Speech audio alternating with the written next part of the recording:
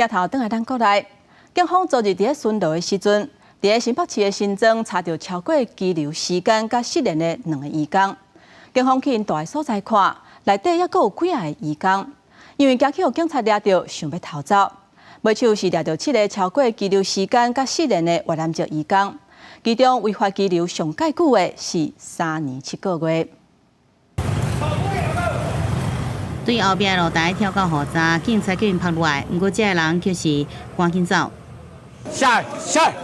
警察爬起去抓人，不过这个人未到雨闸警察关的所在，因就是不爱落来。看一下已经无所在通走啊，就愿意落来咯。一对男女唔敢要离开南道镇。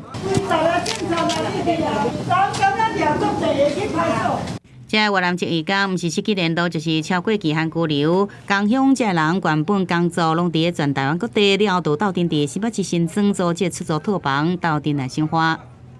这边的住户会比较跟我反映，就是说都是一些外劳在这边出入啦。只要走在路上就很多啊，因为他们都会骑电动车到台北医院那边都是。 警方昨日下晡3点外，是伫新庄的电竞场一带巡逻抓到失去联络移工，调派警力到大所在清查，所内底移工惊到唔敢开门，拍算对后壁露台逃走。预期拘留移工2名，失联移工5名，依入出国及移民法侦讯之后，并移送移民署新北专勤队。 查到7名失去联络甲超过期限的移工，年岁在20到30岁，大部分捌伫咧钢铁厂上班，有当时做科技甲通信这工作。违法拘留上久的已经有3年7个月，即摆毋但拢爱被遣返回国，警方嘛要查，伫因逃走了后，是毋是有头家非法请这人去工作，上悬会罚75万块。记者综合报道。